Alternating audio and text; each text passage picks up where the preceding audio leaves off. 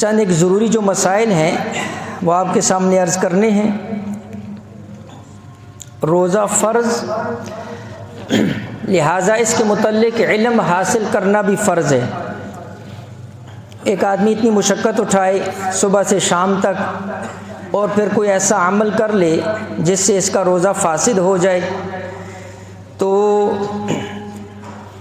اس کی ساری مشقت اور تکلیف جو ہے وہ رائے گاں اور ثواب بھی نہیں ملے گا۔ اس لیے روزے کے متعلق مسائل کا سیکھنا جو ہے یہ ضروری ہے۔ روزہ کس پر فرض ہے؟ ہر عاقل بالغ مسلمان مرد اور عورت، اس کے اوپر روزہ فرض ہے۔ اس لیے اگر کوئی نابالغ بچہ یا بچی روزہ رکھ کر توڑ دے اس کے اوپر قضا نہیں ہے اس روزے کی۔ اور بلوغ کی حد کیا ہے؟ میں اکثر رمضان کے اندر آپ حضرات کے سامنے عرض کرتا ہوں کہ دیکھو، لڑکی کے لیے 9 سال سے پہلے، یعنی 9 سال کی سے پہلے بلوغ یہ نہیں ہو سکتا ہے۔ لڑکی کی کم از کم عمر جو بلوغ کی ہے وہ 9 سال ہے اور لڑکے کی 12 سال ہے۔ اگر 9 سال کے اندر کوئی علامت ظاہر ہو جائے یا لڑکے کی 12 سال کے اندر تو بالغ تصور ہوگا، یہ کم از کم عمر ہے۔ اور اگر کسی لڑکے یا لڑکی کے اندر کوئی بلوغ کی علامت ظاہر نہیں ہوئی ہے تو پھر 15 سال، فقہاء نے اس پر جو ہے فتویٰ ہے کہ لڑکا اور لڑکی اگر اس کے اندر کوئی علامت ظاہر نہیں بھی ہوئی ہے تو 15 سال کا لڑکا اور لڑکی بالغ تصور ہوں گے اور روزہ ان کے اوپر فرض ہوگا۔ روزے کے لیے جو نیت ہے یہ فرض ہے، اور نیت کا مطلب ہے کہ ایک آدمی دل کے اندر ارادہ کر لیا کہ بھائی میں نے روزہ رکھنا ہے، یا وہ سحری کو اٹھا روزہ رکھنے کی نیت سے، تو یہ سحری کو اٹھنا یہ بھی روزہ رکھنے نیت کے قائم مقام ہی تصور ہوتا ہے۔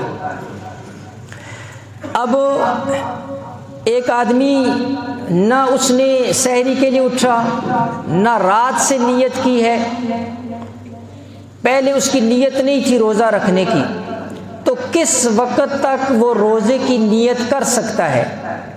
اس کو سمجھے کہ اس کے لیے حد جو ہے نصف النہار شرعی۔ نصف النہار کا مطلب ہے آدھا دن شرعی، ایک ہوتا ہے نصف النہار عرفی، ایک ہوتا ہے نصف النہار شرعی۔ نصف النہار شرعی کس کو کہتے ہیں؟ صبح صادق، یعنی اس وقت جو آپ کی صبح اذانوں کا وقت ہوتا ہے، جس وقت آپ روزہ بند کرتے ہیں، یہ صبح صادق کا وقت ہوتا ہے۔ اس سے لے کر غروب آفتاب، جب آپ افطار کرتے ہیں، یہ جو وقت ہے یہ سارے کا سارا یعنی یہ دن کا وقت ہے۔ اس کا آدھا کیا جائے تو نصف النہار شرعی بنتا ہے۔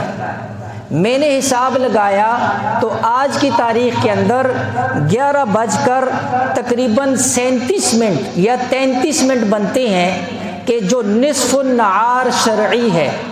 ایک آدمی جس نے رات کو بھی نیت نہیں کی، سحری کے لیے بھی نہیں، پہلے اس کا ارادہ نہیں تھا روزہ رکھنے کا، لیکن شرط یہ ہے کہ اس نے صبح صادق کے بعد کچھ کھایا پیا نہ ہو۔